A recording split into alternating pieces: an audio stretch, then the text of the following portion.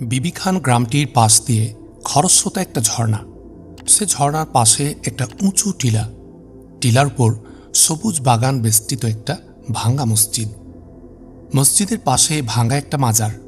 বলা হয় মাজারটি বিবি খানের। কাহিনী প্রচলিত আছে বিবি খান আরব দেশীয় একজন পুণ্যবতী মহিলা। বাগদাদের পতনকালে হালাকুর একজন সেনাপতি বন্দিনী বিবি খানকে বিয়ে করে মধ্য এশিয়ার এখানে নিয়ে আসেন। শীঘ্রই বিবি খানের চরিত্র প্রভায় মধ্য এশিয়ার এ অঞ্চলে ইসলামের আলো ছড়িয়ে পড়ে। তিনি বিবি খানে একটি মাদ্রাসা গড়ে সারা জীবন এলাকার মহিলাদের তালিম তরবিয়াতে নিজেকে নিয়োজিত রাখেন। তিনি ছিলেন সবার মা। মানুষ অপরিসীম ভয় ও ভক্তি করত তাকে। তার মৃত্যুর পর মসজিদ মাদ্রাসা গৃহের পাশেই তাকে কবরস্থ করা হয়। ভক্তদের দোয়া ও দর্শনের একটা কেন্দ্র হয়ে দাঁড়ায় সেটা। গড়ে ওঠে প্রভাবশালী এক মাজার। মধ্য এশিয়ার কোনো শাসকই একবার বিবি খানে না এসে পারত না, কিন্তু কমিউনিস্টরা দেশ দখলের পর পরিস্থিতি পাল্টে যায়। তাদের হাজার হাজার মসজিদ মাদ্রাসা ধ্বংস তালিকার মধ্যে বিবি খানও ছিল, কিন্তু তারা জনমত দেখে বিবি খানে হাত দিতে পারেনি। তাই বিবি খান এখনও টিকে আছে, কিন্তু ভালো অবস্থায় নয়। চারদিকে প্রাচীর ভেঙে গেছে, মাজার ও মসজিদের দেয়াল ফেটে গেছে, সেখান থেকে ইট খসে পড়ছে, কিন্তু কমিউনিস্ট সরকার থেকে মেরামতের কোনো অনুমতি নেই। তারা চায় এ মসজিদ মাজার আপনাতেই ধ্বংস হয়ে যাক। কিন্তু এই অবস্থার মধ্যেও ভক্তরা রাতের আঁধারে মসজিদ মাজারের ভাঙ্গা স্থানে দু একটি করে ইট সিমেন্ট লাগায়। এভাবে ইবাদতের এই কেন্দ্রটি আজও বেঁচে আছে। বৃদ্ধ সৈয়দ জিয়াউদ্দিন বিবি খান মসজিদ মাজারের ইমাম ও মুতাওয়াল্লি। কমিউনিস্ট গোয়েন্দাদের কড়া নজরে ছিলেন তিনি। তার সবুজ টিলাটির বাইরে আর কোথাও যেতেন না। ইদানিং তিনি একটু করে বাইরে বের হন। স্যামুমের প্রভাব প্রতিপত্তি এ অঞ্চলে বেড়ে যাওয়ায় মসজিদটাও এখন সরগরম হয়ে উঠেছে। যারা এতদিন নামাজের জন্য আসতে ভয় পেত, তারা এখন মসজিদে আসতে শুরু করেছে। সৈয়দ জিয়াউদ্দিন বাবা খানের সাথে আহমদ মুসার আকস্মিক সাক্ষাৎ এ অঞ্চলে জাগরণের এক তড়িৎ প্রবাহ সৃষ্টি করেছে। সাক্ষাতের ঘটনাটা এই রকম। সময়টা হবে মাস 2 আগের। অনেক বছর পর অনেক অনুরুদ্ধ হয়ে কোকনদের মিরি আরব মাদ্রাসায় বার্ষিক অনুষ্ঠানে তিনি গিয়েছিলেন। 2 দিন সেখানে অবস্থানের পর তিনি সেদিন বিবি খানে ফিরছিলেন। বেশ একটু রাত হয়েছে। মিরি আরব মাদ্রাসার ছাত্র তার একমাত্র পুত্র সৈয়দ রফি উদ্দিনকে সাথে নিয়ে ফিরছিলেন তিনি। ঝর্ণার ধার বেয়ে সুন্দর রাস্তাটা ধরে আসছেন তারা। ওই তো দূরে টিলার উপর সবুজ বাগান ঘেরা বিবি খানকে মনে হচ্ছে একটা জমাট অন্ধকার। হঠাৎ সে অন্ধকারের বুক চিরে বেরিয়ে এলো এক আজানের ধ্বনি। ইথারের কণায় ভর করে কেঁপে কেঁপে তা এসে প্রবেশ করল কানে। চমকে উঠে জিয়াউদ্দিন বাবা খান হাত ঘড়ির দিকে তাকালো। দেখল রাত 8টা বাজে। বিবি খান মসজিদের এশার আজানের সময় এটা।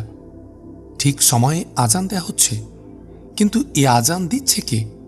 আজান দেয়ার তো ওখানে ওই লোকালয়ে কেউ নেই। আর এত সুন্দর আজান, অপূর্ব ছন্দ, অপরূপ উচ্চারণ, প্রতিটি শব্দ যেন মর্মে পৌঁছে যাচ্ছে। এত মধুর হতে পারে আজান? এ কোন বেলাল এলো বিবি খানে? দ্রুত পা চালালো জিয়াউদ্দিন বাবা খান। ধীর লয়ে চারদিকে ছড়িয়ে পড়ছে আজানের ধ্বনি। এমন উচ্চকণ্ঠে আজান বিবি খানে আর কখনো হয়নি কমিউনিস্ট শাসনামলে। উচ্চকণ্ঠে আজান নিষিদ্ধ করা হয়েছে সেই কবে, পণ প্রতিক্রিয়া আর পণ অশ্লীলতার অজুহাত তুলে। এ কোন দুঃসাহসী মানুষ লা শারিকের উচ্চকণ্ঠের জয়গানে যুগ যুগান্তের সে নীরবতা ভাঙল।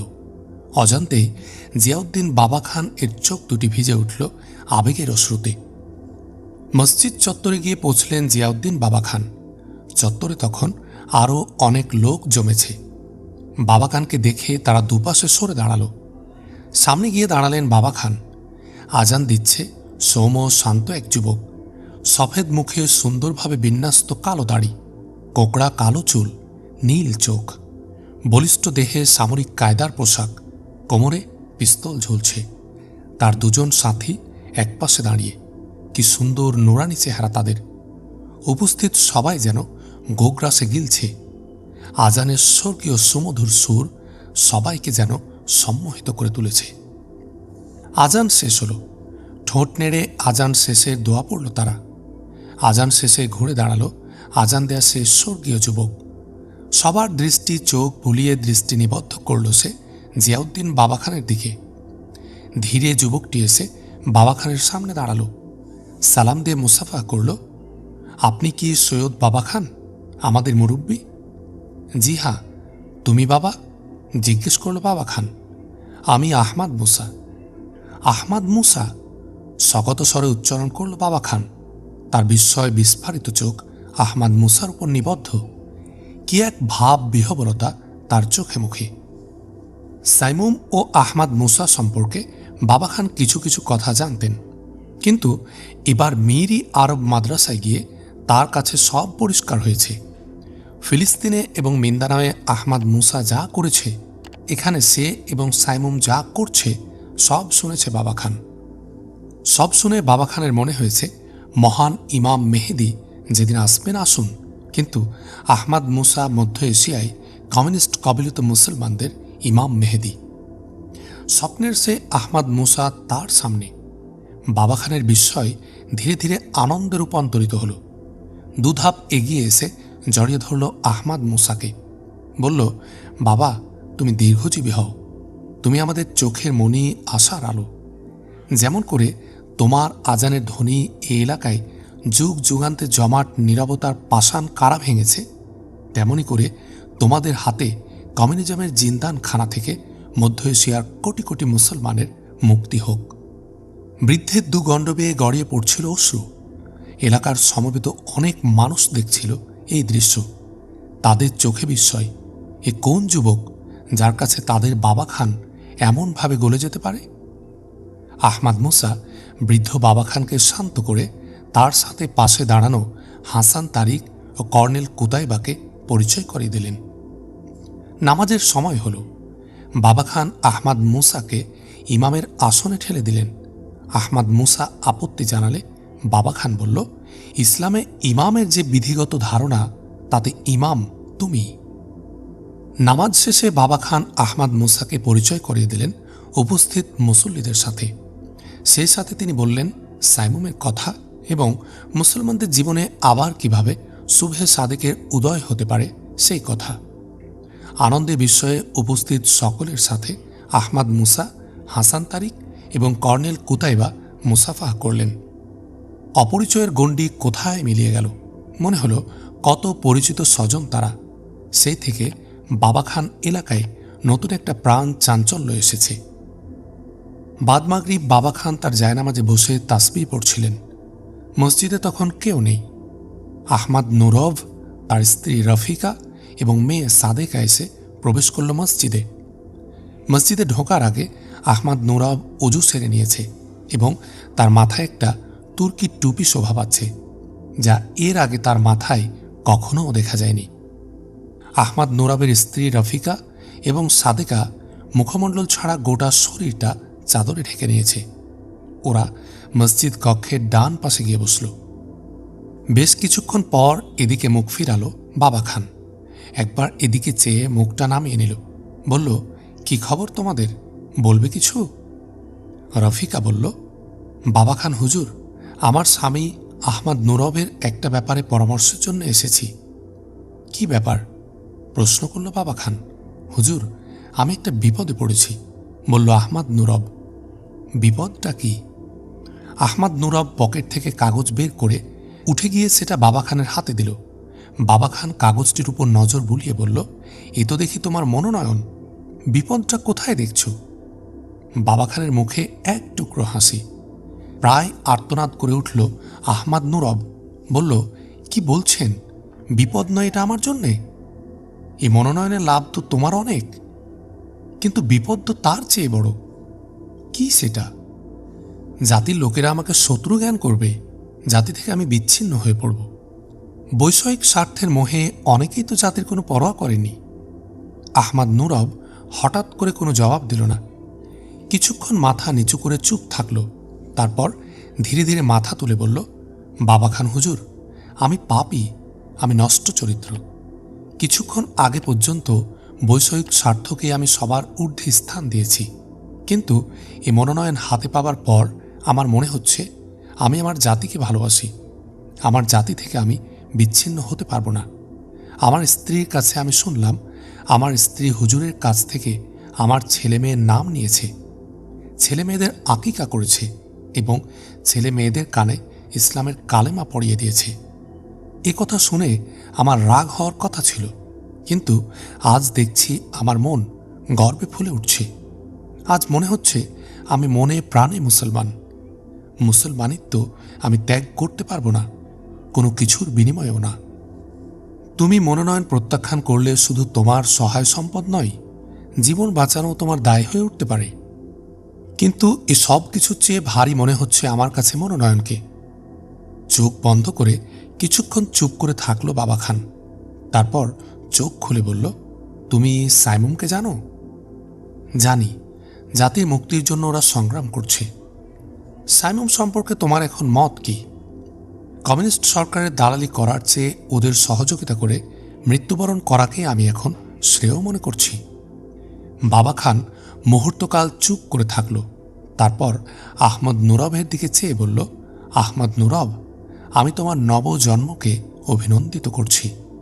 মনোনয়ন প্রত্যাখ্যানের মাধ্যমে জাগতিক স্বার্থের চেয়ে, নিজের স্বার্থের চেয়ে জাতির স্বার্থকে তুমি বড় করে দেখলে। আল্লাহ তোমাকে তার যাজা দিন এবং আল্লাহ সকলকে এ ধরনের সিদ্ধান্ত নেয়ার তৌফিক দান করুন।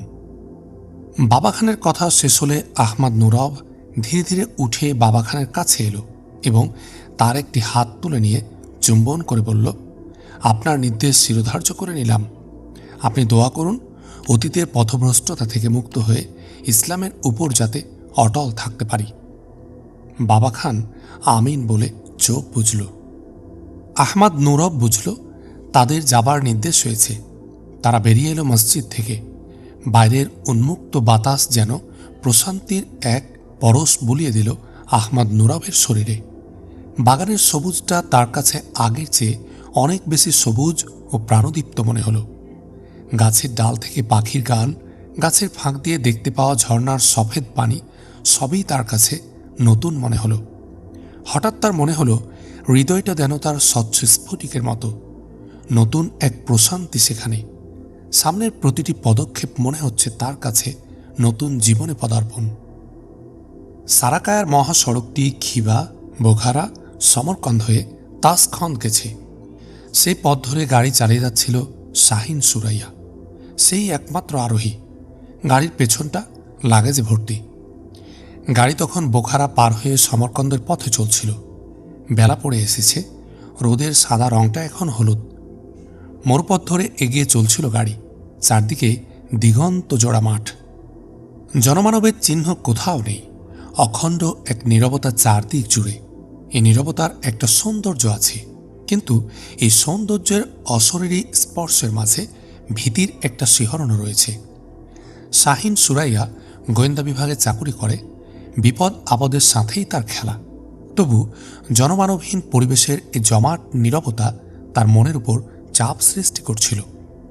প্রায় 120 কিলোমিটার বেগে এগিয়ে চলছিল শাহিন সুরাইয়ার গাড়িটি। হঠাৎ বিশ্রী এক শব্দ করে থেমে গেল ইঞ্জিন। দাঁড়িয়ে পড়ল গাড়ি। উদ্বিগ্ন শাহিন সুরাইয়া গাড়ি থেকে নামল। ইঞ্জিনের উপরের ডালাটা খুলে সে বুঝতে চেষ্টা করল ইঞ্জিনের কি হয়েছে। ইঞ্জিন দেখে সে চমকে উঠল। ইঞ্জিনের ফুয়েল লাইনটা একেবারেই জ্বলে গেছে। ইঞ্জিনের ডালাটা বন্ধ করে হতাশভাবে এসে রাস্তার উপর সে ধপ করে বসে পড়ল। আরও উদ্বিগ্ন হল সে বেলার দিকে চেয়ে। অল্পক্ষণ পরে রাত নামবে, যদি কোনো গাড়ি না আসে। এসব ভেবে মনটা কেঁপে উঠল তার। একটা অজানা ভয় এসে তাকে ঘিরে ধরল। সে যে মেয়ে মানুষ, এ বোধটাও এ সময় তার কাছে বড় হয়ে উঠল। শাহিন সুরাইয়া কিছুক্ষণ বালির উপর কিংকর্তব্য বিমূঢ় হয়ে বসে থাকল।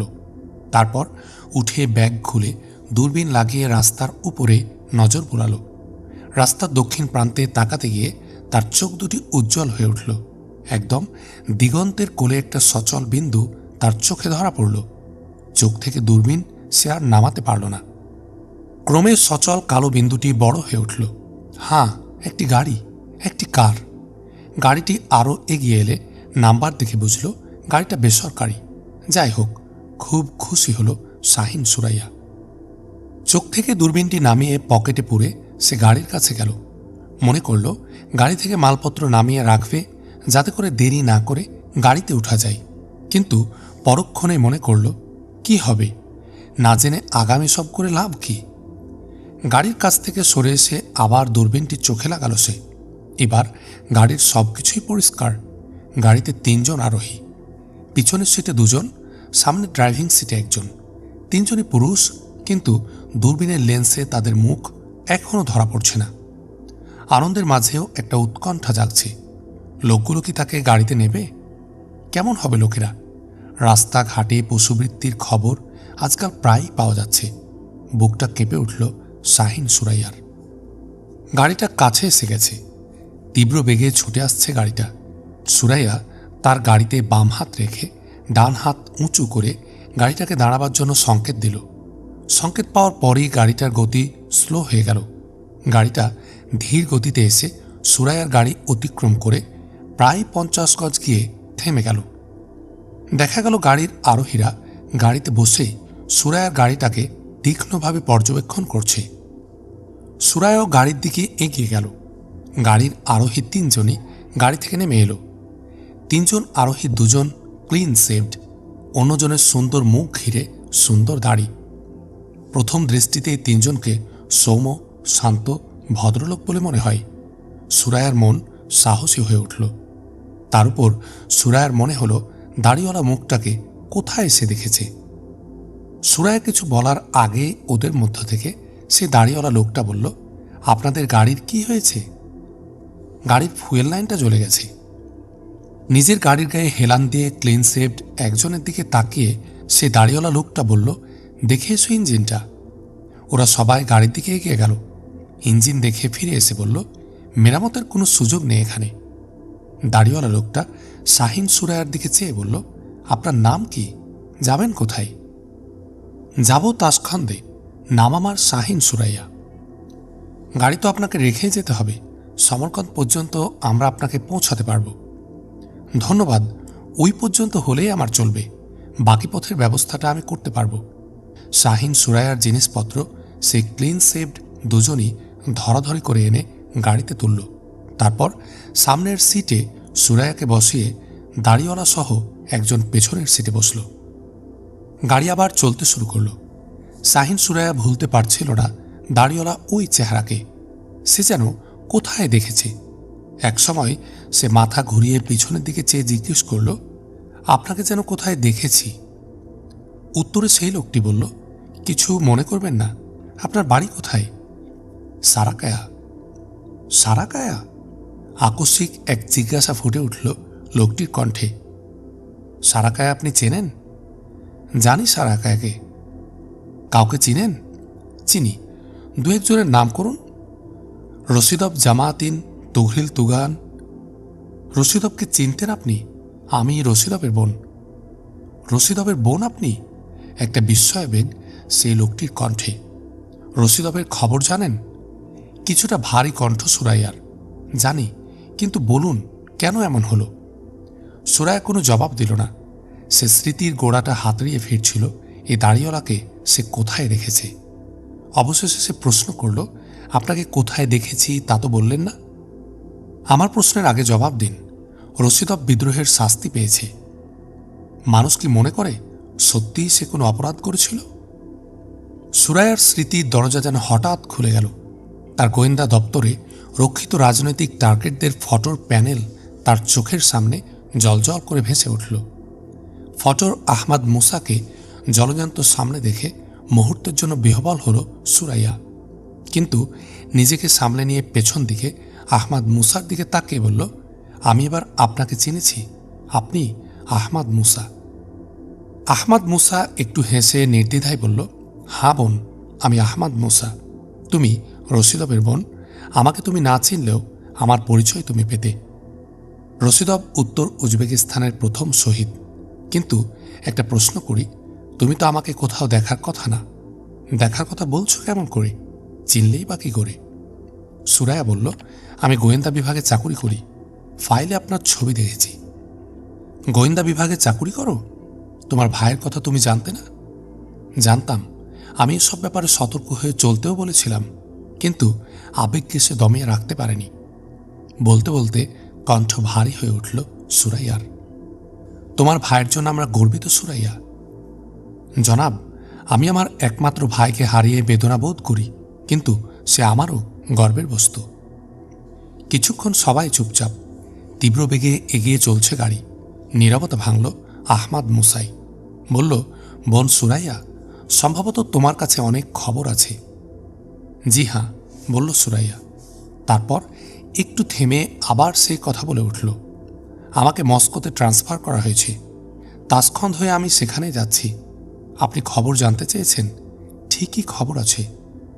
মুসলিম সংখ্যাধিক্য নিয়ে গঠিত সরকার ও পার্টি ভেঙে দেবার পর সামরিক ও বেসামরিক সমস্ত মুসলিম অফিসারকে মধ্য এশিয়া অঞ্চল থেকে রুশ অঞ্চলে ট্রান্সফার করে হয়েছে সহায় সম্পদ সব সহ। মনে হয় তারা কোনো দিন দেশে ফেরার সুযোগ পাবে না। আমরা মনে করেছিলাম সরকারি কর্মচারীদের ট্রান্সফার করাটা ট্রান্সফারের মধ্যেই ব্যাপারটা সীমিত থাকবে, কিন্তু তা নয়। রাজনৈতিক এবং সমাজ নেতাদেরকেও রুশ অঞ্চলে চালান দেয়া হচ্ছে, যাতে করে ক্ষমতাচ্যুত এ নেতারা এখানে থেকে কোনো প্রকার অসন্তোষ ছড়াতে না পারে। আহমাদ মুসা চুপ করে তার কথা শুনছিল। সুরাইয়ার কথা থামলেও চুপ করেই থাকল আহমাদ মুসা, যেন কোনো ভাবনার অতলে নিমজ্জিত।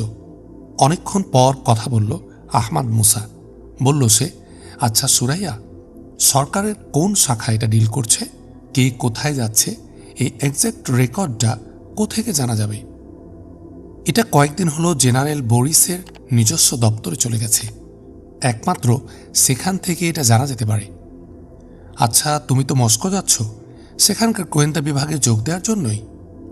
জি হ্যাঁ। তুমি কি কখনো ভেবেছ সাইমুমের সাথে তোমার সম্পর্ক কি হবে? অতীতে ভাবতে সাহস পাইনি, আজ মনে হচ্ছে ভাবা দরকার। এখন আপনি যা আদেশ করবেন। নতুন সমরকন্দ নগরীর প্রবেশ গেট আর বেশি দূর নয়। গেটের উজ্জ্বল আলোর নিচে চেকপোস্টের অবস্থান স্পষ্ট দেখা যাচ্ছে। আহমাদ মুসা বলল, আমরা শহরকে বাম পাশে রেখে এখন দক্ষিণ দিকে এগিয়ে যাব। তোমাকে গেটে নামিয়ে দিলেই তো চলে। জি হ্যাঁ, চলবে। গাড়ি গেটের কাছাকাছি এসে গেছে। সুরাইয়া পিছন দিকে মাথা ঘুরিয়ে বলল, আমি তো নির্দেশ পেলাম না। আহমাদ মুসা বলল, সুরাইয়া, তুমি সচেতন এবং বুদ্ধিমতী। মস্কো গিয়ে তোমার চলার পথ তোমাকেই খুঁজে নিতে হবে। আমি আশা করি তা তুমি পারবে। নির্দেশও তুমি সে পথ থেকেই পাবে। সুরাইয়ার মুখ উজ্জ্বল হয়ে উঠল। বলল, আমি তা পারব। দোয়া করবেন আমার চাকুরি যেন আমার জাতির কাজেই লাগে। গেটের এপারে বাস স্টপেজ এবং একটি যাত্রী ছাউনি, যাত্রীদের বিশ্রাম নেবার জায়গা। সুরাইয়া সেখানেই নেমে গেল। সুরাইয়াকে নামিয়ে দিয়ে গাড়ি ছুটল দক্ষিণ দিকে। কর্নেল কুতাইবা গাড়ি ড্রাইভ করছিল। আহমাদ মুসার পাশে ছিল হাসান তারিক। তুর্কমেনিস্তানে 10 দিনের সাংগঠনিক সফর শেষে তারা ফিরছে হেডকোয়ার্টার শহীদ আনোয়ার পাশা ঘাঁটিতে। পথ অনেক দূরের। ঝড়ের বেগে এগিয়ে চলেছে গাড়ি। শাহিন সুরাইয়ার সহপাঠিনী বান্ধবীর ছোট বোন রাইসা।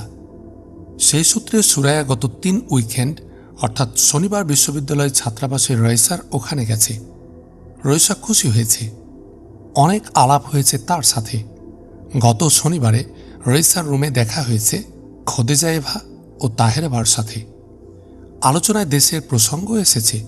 বোঝা গেছে দেশের সব ব্যাপারেই তারা সচেতন।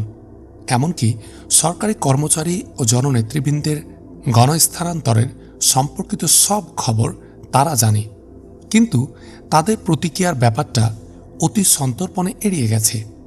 সাইমুম সংক্রান্ত কোনো প্রসঙ্গ তো তোলারই সুযোগ হয়নি। তবে সুরাইয়ার সন্দেহ নেই, এই সচেতন মেয়েরা কমিউনিস্ট সরকারের ধামাধরা হতেই পারে না।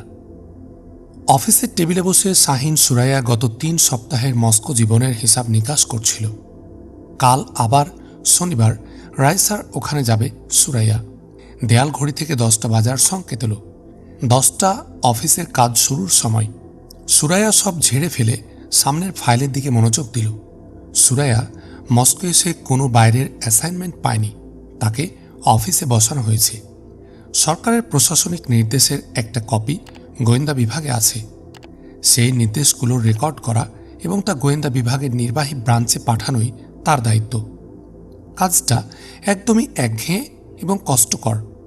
এই কয়দিনেই তার গোয়েন্দা অফিসারের চরিত্র কেরানি চরিত্রে রূপান্তরিত হবার জোগাড় হয়েছে। সামনের ফাইল খুলে রেজিস্টারে নির্দেশ শুরু করল সুরাইয়া।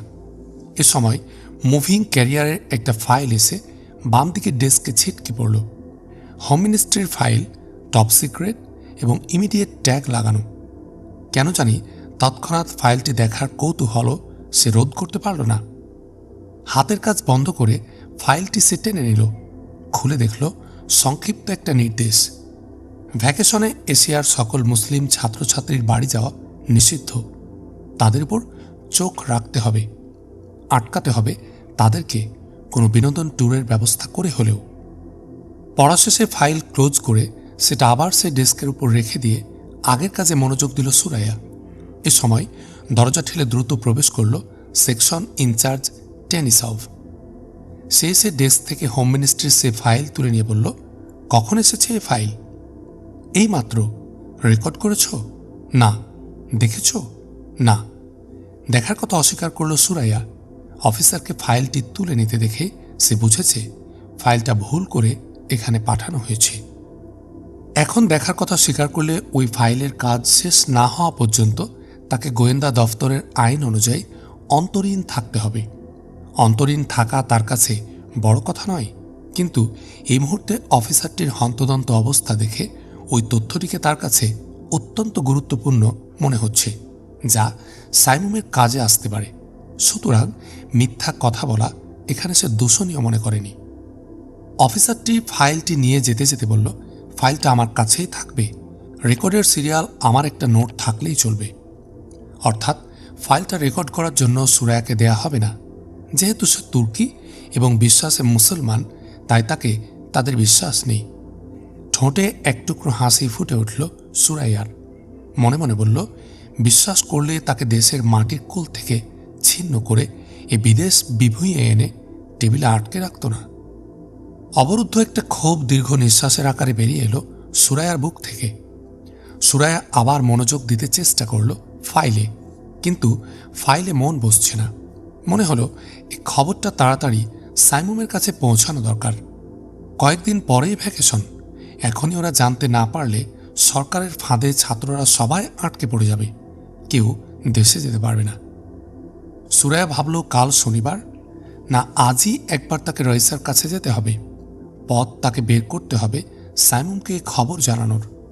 আহমাদ মুসার নির্দেশের কথা তার মনে পড়ল। পথ বের করার অর্থ আহমাদ মুসা সাইমুমকে খুঁজে বের করার কথাই বলেছেন। আহমাদ মুসা তাকে সাইমুমের খোঁজ দিয়ে দিতে পারত, কিন্তু তা না দিয়ে খুঁজে নিতে বলেছে তাকে। এতে প্রথমে তার মন খারাপ হয়েছিল, পরে বুঝেছে সাইমুমের মতো একটা আন্দোলনের জন্য এটাই স্বাভাবিক।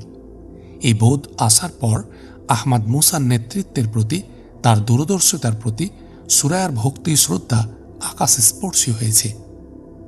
সে যে 3 সপ্তাহ সাইমুমকে খুঁজে পায়নি, এটা তার দুর্বলতা। এজন্য নিজের কাছে নিজেকে অপরাধী মনে হচ্ছে সুরাইয়ার। সুরাইয়া ঠিক করল আজ অফিস শেষে বাসায় না গিয়ে সে সোজা রাইসার ওখানে চলে যাবে। রাইসা 12টার দিকে ক্লাস থেকে হলে ফিরে আসে। দুপুরেই তার সাথে দেখা হবে। সুরাইয়া একটু আগে 12:30টার দিকে অফিস থেকে বেরোলো। যেতে হবে বাস বদল করে, সময় লাগবে তাতে। ঠিক 1:30টার সময় সুরাইয়া বিশ্ববিদ্যালয় এলাকায় পৌঁছল। রইসার হলে পৌঁছতে আরও 20 মিনিট সময় লাগলো তার।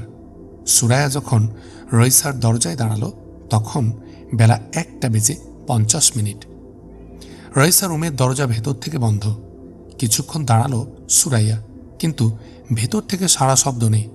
অবশেষে দরজায় টোকা দিল, 1, 2, 3। আবার কিছু সময় কেটে গেল। টোকা দিল আবার সে 3টা, কোনো সাড়া নেই। আবার কিছু সময় অপেক্ষা করল সুরাইয়া। কি ব্যাপার, রইসা কি ঘুমালো নাকি এই অসময়ে? অসুস্থ নয় তো সে? আর টোকা নয়, এবার নাম ধরে ডাক দিল সুরাইয়া। এবার একটু পরেই দরজা খুলে গেল। দরজা খুলে রইসা বলল, মাফ করবেন, একটু দেরি হয়ে গেল। আমি তো ভাবছিলাম তুমি ঘুমিয়ে গেছো বলে ঘরে ঢুকলো সুরাইয়া। দেখল রইসার সাথে আরেকটা মেয়ে। সুরাইয়া রইসার দিকে প্রশ্নবোধক দৃষ্টিতে চাইতেই রইসা বলল, এ আমার বান্ধবী, নাম ফাতিমা ফারহানা, তাজিক মেয়ে। ফাতিমা ফারহানার সাথে কুশল বিনিময়ের পর সুরাইয়া বলল, তোমরা বোধহয় নামাজ পড়ছিলে। আকস্মিক এই প্রশ্নে রইসা ও ফাতিমা ফারহানা দুজনেই চমকে উঠল এবং মুহূর্তের জন্য অপরাধ ধরা পড়ার মতো একটা বিমূঢ় ভাব দেখা গেল তাদের মধ্যে। তাদের অবস্থা দেখে হেসে উঠল সুরাইয়া। তারপর রইসার গালে একটা টোকা দিয়ে বলল, তোমরা তো কোনো অপরাধ করনি, আমি আনন্দিত হয়েছি।